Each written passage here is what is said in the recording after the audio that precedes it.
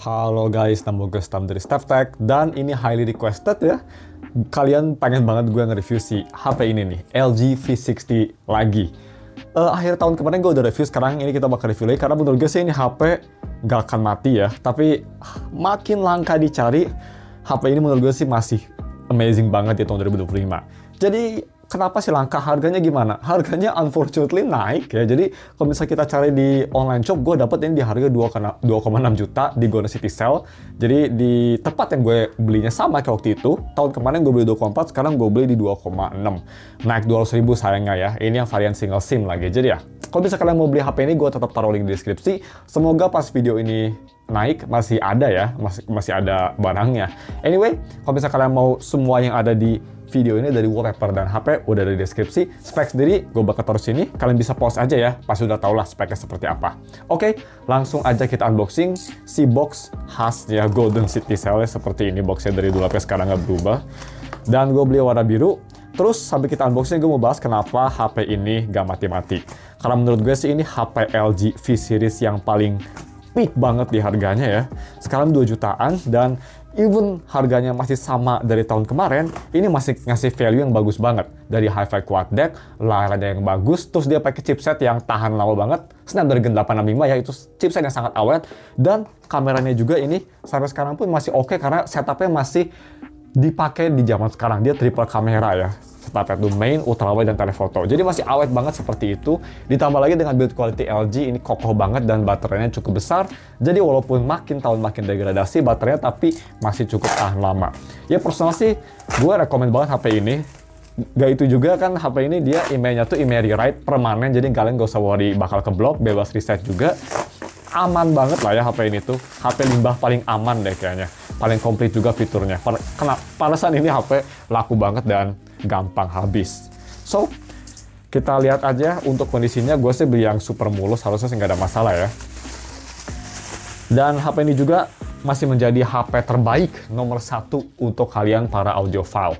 LG V60 menurut gue terbaik karena dia masih ada headphone jack, quad deck, dan kualitas audionya bisa dibilang sampai sekarang pun nggak ada HP yang bisa menyaingi, karena memang nggak ada HP yang mencoba menyaingi ya. HP Sony itu paling deket, tapi dia kan nggak pakai kayak high-res quad deck gitu, jadi tetap nggak menyaingi menurut gue. Dan ini dia HP-nya, wow. Ini sudah beberapa kali gue megang HP ini dan every time I hold this phone, I always impressed. So good ya.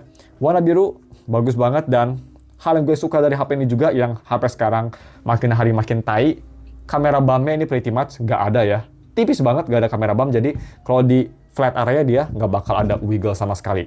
Plus poin HP ini. Kayak Google Pixel 9a, inget gak tuh? Pas 9a rilis ya, Pixel 9a rilis, semua pada bilang, wah keren banget kameranya flash. LG dari dulu udah kayak gini, dan khasnya LG memang kayak gini ya. Kameranya tuh flash, kecil-kecil gitu loh. Speaking of kamera, dia punya setup triple kamera yang pastinya very versatile. Main kamera di 64 megapiksel, ada optic camera stabilization, masih future proof. Kamera kedua itu ada di 13 megapiksel yang pastinya ultra wide kamera. Dan tadi sorry gue salah, maksud gue itu bukan telefoto, tapi ada depth sensor ya di 0,3 megapiksel. Jadi kamera udah komplit banget dan dia bisa nge-record juga sampai 8K. Jadi modern banget ya, masih flagship. Kamera depan dia ada di 10 megapiksel dan bisa nge-record di 4K 30 fps, ada electronic camera stabilization. Kameranya memang gak ada telefoto, tapi sih gue gak ada masalah, dan overall dari aspek kamera 2 jutaan masih oke. Ini HP di harga 2 jutaan gak turun-turun, tapi masih worth it banget menurut gue. Kondisi sendiri, belakang dia relatif mulus. Bawah bisa kita lihat ada sedikit kepake ya. Nih, ada kayak sedikit benturan di sini. It's okay. Tapi overall sih gak ada kayak dent-dent gitu, masih mulus. Dan backdoor juga ini, yap, nggak ngangkat ya. Masih oke. Atas juga masih bagus. Ini masih ada plastiknya loh malah. Keren ya. Dan layar depan ini nggak dikasih screen protector, tapi ini layarnya mulus banget. Mungkin udah diganti, tapi gue sih nggak ada masalah untuk ganti layar LG karena oke lah, nggak jelek-jelek banget kok kualitasnya. Dan ya, internal sendiri kan dia ada di 128GB yang masih cukup bagus ya, 128GB, especially 8GB RAM-nya masih oke menurut gue. Dan yang makin bagus juga, walaupun dia 128 ada microSD expansion, jadi buat kalian para audiophile bisa masukin semua lagu lossless FLAC WAV kalian di microSD ini. Yang pastinya ada single SIM juga di sini. Jadi, ya LG masih komplit banget, dan Ini kenapa HP ini sangat laku dan harganya nggak turun-turun ya, karena fiturnya tuh komplit banget. Untuk semua orang bisa, tapi terutama untuk audiophile yang pastinya. Oke, seperti itu, dan overall berat sendiri, ini memang bobotnya gue bisa bilang untuk HP besar, nggak berat-berat banget ya, nggak kayak HP sekarang yang absolutely heavy. Ini ya, kalau gue tebak kira-kira sekitar 210 gram mungkin. Ya, di 215 gram. Jadi tetap nggak seberat kayak iPhone Pro Max yang udah pakai titanium, atau kayak S24 Ultra juga ya, nggak seberat itu. Jadi seperti itu first impression sih. Kita udah sering banget review HP ini, dan ini bagus banget menurut gue sih, HP-nya masih oke banget. Jadi kita bakal nyalain HP-nya, nanti kita bakal lihat bagaimana untuk speaker dan teman-temannya, kira-kira di tahun 2025 masih oke atau enggak. Minggu depan bakal ada full review, dan sehari sebelum full review bakal ada gaming test di channel ketiga. Karena kita nggak pernah extended gaming test ya, karena dulu gue belum punya channel ketiga untuk ngetes game ini. Gue penasaran apakah main Wuthering Wave bisa selama apa di HP ini. Kalau cukup bagus, ini HP sih king banget di harga 2 jutaan. I'll be back soon. Oke guys, udah. Seperti biasa yang pertama, fingerprint-nya. Ini juga masih modern, optical fingerprint, ada always on display, dan kecepatannya. Oke, come on. Lumayan oke lah, bukan yang terburuk ya.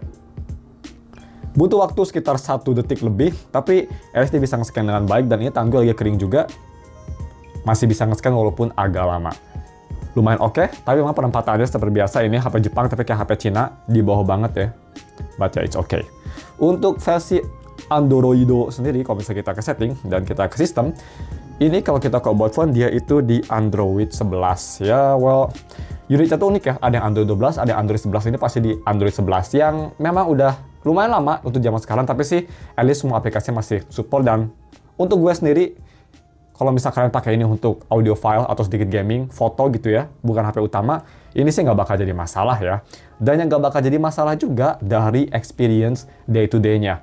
Berkat ini masih pakai Android 11, jadi performance-nya mirip kayak Day One. Ini HP performance-nya tadi gue install banyak aplikasi ya, masih kayak HP flagship loh. Memang ini refresh rate-nya hanya 60 Hz, jadi kerasa lah kayak agak nge-lag gitu, tapi nggak ada stutter, smooth, dan HP-nya juga khas Snapdragon 865, nggak cepet panas, cuma anget aja. Walaupun gue tadi lumayan intensif multitasking, download aplikasi dan login masih nggak kerasa panas. Jadi itu salah satu selling point terbesar dari HP ini juga ya. Banyak lah selling point terbesar, tapi itu salah satu yang tadi gue bilang.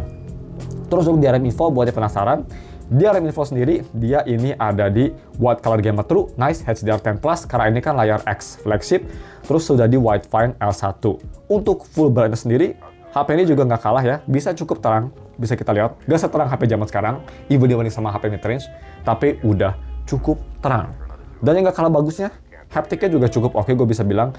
Bukan yang paling bagus, ini haptiknya kayak hampir menyamai haptik yang flagship, yang kayak bunyinya tuh kayak pek, tapi masih agak sedikit kasar dan agak sedikit lebih lemah. Itu sih menurut gue. Tapi overall, masih kerasa enak haptiknya, masih kerasa kayak HP flagship, yang menurut gue itu sangat important.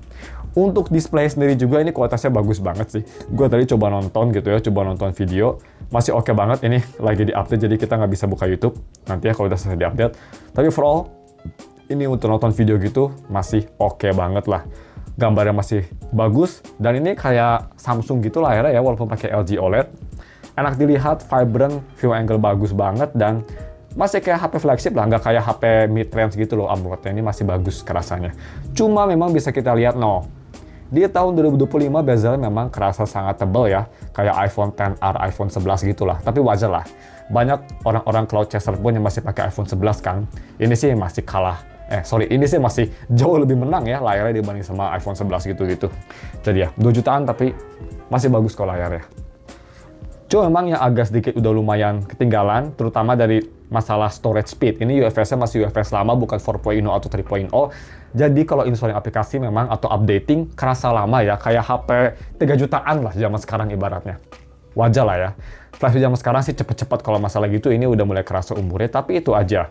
Dan untuk audio pastinya gue udah bilang beberapa kali, ini audio headphone jack. Kalau misalkan lagi nyari MP3 player yang murah tapi berkedok HP gitu ya, kalian kayak HP bisa dipakai buat MP3 player atau dipakai buat DAW maksud gue, ini masih terbaik. Kalau misalkan kalian bisa dapat HP ini, mending langsung beli deh, karena headphone jacknya bagus banget dan kalian bisa dengerin di semua streaming service, jadi enak juga, nggak ada masalah.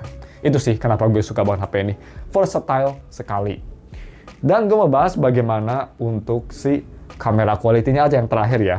Karena ini juga nggak kalah bagusnya. Jadi, ini yang pastinya menurut gue fotonya sendiri sih ngetin gue sama HP 3-4 jutaan zaman sekarang lah. Masih bagus menurut gue. Jadi, kalau bisa kita foto, tapi lebih bagus dari HP 2-3 jutaan zaman sekarang ya guys. Karena dia pakai flagship, lihat gak tuh viewfinder-nya. Di foto viewfinder-nya mulus banget. Biasa kan nge-lag ya, kalau HP kayak mid-range gitu, ini karena HP flagship, mulus sekali. Oke, kita langsung coba pakai main kamera, 1, 2, 3. Dan ini pakai 2 times, ini pakai main kamera cuma di pixel binning ya, harusnya masih oke kualitasnya. Dan ini untuk ultra wide-nya, B aja sih. Dan yang terakhir, selfie-nya seperti ini. Hold on. Ya, menurut gue sih gambarnya masih bagus banget loh itu. Terutama main kamera masih bisa bersaing lah dengan HP 5 jutaan zaman sekarang sih. Terus bagaimana untuk video recording-nya? Nah, video recording HP ini bisa nge-record sampai resolusi 8K. Tapi gue nggak rekomen ya. Kita 4K 60 aja, kita lihat gimana kualitas kameranya di ruangan yang agak gelap seperti biasa. Dan kalian bisa nilai gimana mikrofonnya. Setahu gue sih mikrofon LG tuh nggak bagus banget, tapi nggak jelek banget ya. Coba aja kita tes. 1, 2, 3. Oke guys, ini dia video recording pakai resolusi 4K 60 di LG V60. Oke. Lumayan smooth, dan kalau misalnya kita mau panning di sini, ya cukup oke. Ini bisa sedekat apa?